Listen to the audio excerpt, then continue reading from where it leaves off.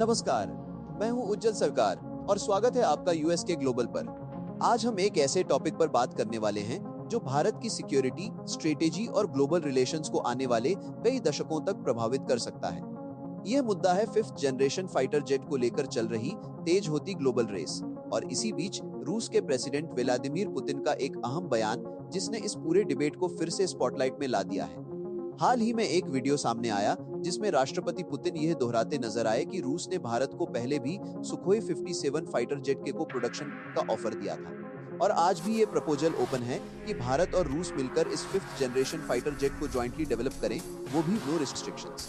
अब ये सिर्फ एक डिफेंस डील नहीं है बल्कि एक डीप जो पॉलिटिकल सिग्नल है जिसे समझना बेहद जरूरी है। असल में आज भारत के सामने सबसे बड़ी चुनौती है अपनी एयर सुपीरियरिटी को मेंटेन रखना, खासकर तब जब आसपास के क्षेत्र में फास्ट मूविंग डेवलपमेंट्स हो रहे हैं। हमारे पास राफेल जैसे एडवांस 4.5 जनरेशन जेट्स हैं, लेकिन ग्लोबल लेवल पर कंपटीशन अब फिफ्थ जनरेशन से आगे बढ़कर सिक्स्थ जनरेशन की तरफ जा रहा है। चीन पहले ही अपने J-20 और J-35 fifth generation fighter jets को ऑपरेशनल स्टेज तक ले जा चुका है और रिपोर्ट्स के मुताबिक वह जल्द ही इनके एक्सपोर्ट वेरिएंट्स भी तैयार कर सकता है।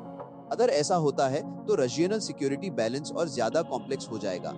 ऐसे में भारत के लिए सवाल ये है, क्या सिर्फ डिफेंसिव सिस्टम्स जैसे S-400 काफी हैं या हमें ऑफेंसिव स्टील्थ कैपेबिलिटी वाले नेक्स्ट जनरेशन फाइटर जेट्स भी अर्जेंटली चाहिए? अब बात करते हैं पुतिन के इस नो रिस्ट्रिक्शन वाले ऑफर की। दरअसल 2018 में भी रूस ने भारत को सुखोई 57 के को प्रोडक्शन का प्रपोजल दिया था, लेकिन भारत ने उस समय इसे एक्सेप्ट नहीं किया। इसके पीछे कई रीजंस थे। पहला, टेक्नोलॉजी ट्रांसफर को लेकर रूस की शर्तें पूरी तरह क्लियर नहीं थी। दूसरा, अमेरिका के CAATSA सेक्शन का रिस्क और तीसरा, सुखोई 57 की उस समय की स्टील्थ और इंजन परफॉर्मेंस को लेकर डाउट्स। लेकिन आज सिचुएशन काफी बदल चुकी है।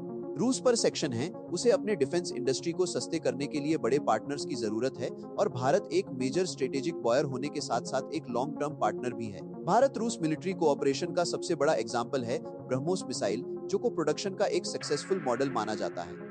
अब बड़ा सवाल ये है, क्या सुखोई 57 वाकई उस लेवल का फिफ्थ जनरेशन फाइटर जेट है जिसकी भारत को जरूरत है? रूस इसे हाईली एडवांस्ड एयरक्राफ्ट बताता है, लेकिन कई इंटरनेशनल डिफेंस एनालिस्ट और थिंक टैंक्स इसकी स्टील्थ कैपेबिलिटी, रडार सिग्नेचर और इंजन मैच्योरिटी पर सवाल उठा चुके हैं। दूसरी तरफ अमेरिका लगातार भारत को अपना F-35 stealth fighter jet offer कर रहा है।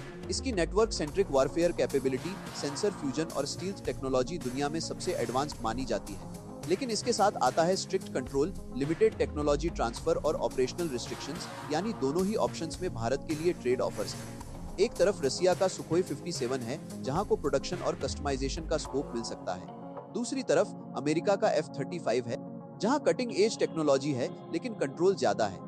और इसी बीच भारत अपना खुद का AMCA यानी advanced medium combat aircraft programme भी डेवलप कर रहा है। फ्यूचर में एक indigenous fifth generation fighter jet होगा, लेकिन रियलिटी ये है कि ये सिस्टम पूरी तरह ऑपरेशनल होने में अभी एक लंबा समय ले सकता है।